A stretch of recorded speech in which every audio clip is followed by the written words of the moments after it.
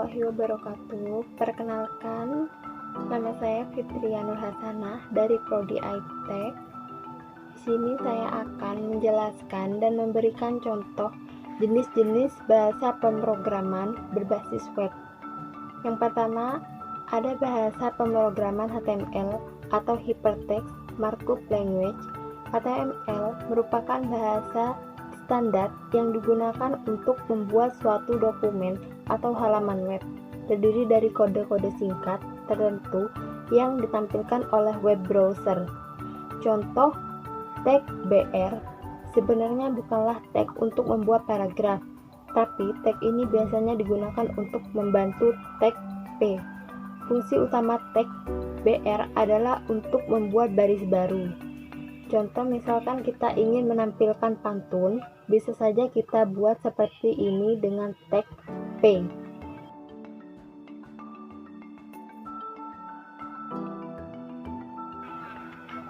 Yang kedua, bahasa pemrograman JavaScript.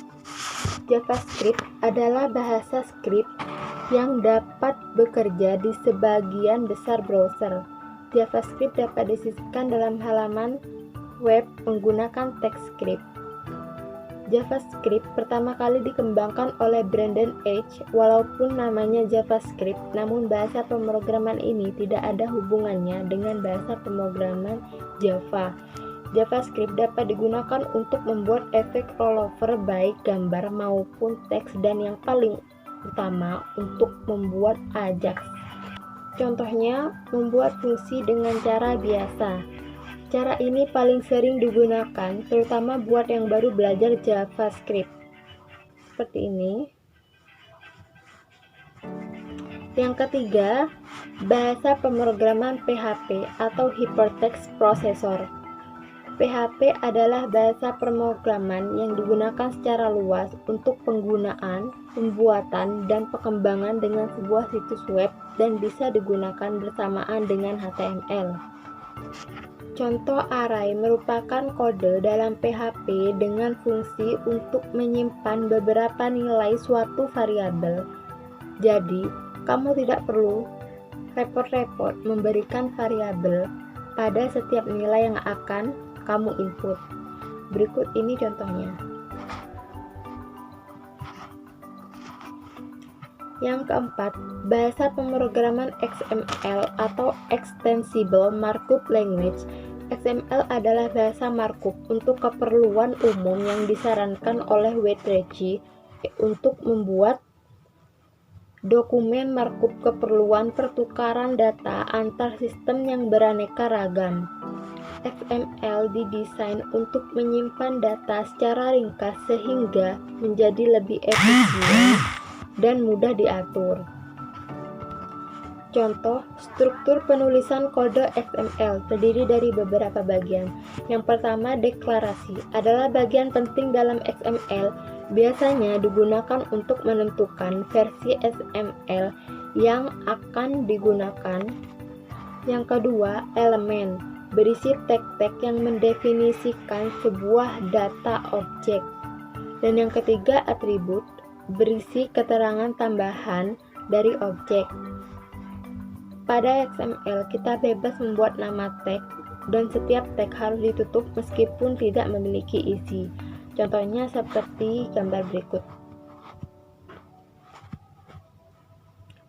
Yang kelima, bahasa pemrograman WML atau Wireless Markup Language. WML adalah bahasa markup yang digunakan untuk mengimplementasikan WAP dokumen WML berbasis XML, di mana versinya mempunyai DPD dokumen tipe definition. WML merupakan analog dari HTML yang berjalan pada protokol nirkabel. Contoh sebuah struktur sederhana dari WML adalah seperti berikut. Yang keenam, bahasa pemrograman CSS atau Cascading Style Sheet. CSS merupakan aturan untuk mengendalikan beberapa komponen dalam sebuah web sehingga akan lebih terstruktur dan seragam. CSS bukan merupakan bahasa pemrograman Sama halnya Microsoft Word yang dapat mengatur beberapa style, misalnya heading, subhead, body text, footer, image, dan style lainnya, untuk dapat digunakan bersama-sama dalam beberapa berkas atau file. Contohnya, selektor adalah kata kunci untuk memilih elemen HTML yang akan kita atur. Contohnya seperti ini. Artinya, kita memilih semua elemen H1 lalu diberikan warna text red atau merah. Dan yang ketujuh, bahasa pemrograman Ajax atau Asynchronous JavaScript and XML. Ajax adalah bahasa pemrograman yang membuat web lebih interaktif. Salah satu contoh web yang banyak menggunakan Ajax adalah Facebook. Dengan menggunakan Ajax, web terlihat lebih dinamis karena tidak semua page terload. Contohnya seperti di gambar. Seperti ini. Halaman HTML berisi bagian div dan button. Bagian div digunakan untuk menampilkan informasi dari server. Sedangkan button berfungsi untuk memanggil fungsi jika diklik. Baik, mungkin itu saja penjelasan dari saya. Jika ada salah kata dalam penjelasan tersebut, mohon dimaafkan. Kurang lebihnya saya mohon maaf. Wassalamualaikum warahmatullahi wabarakatuh.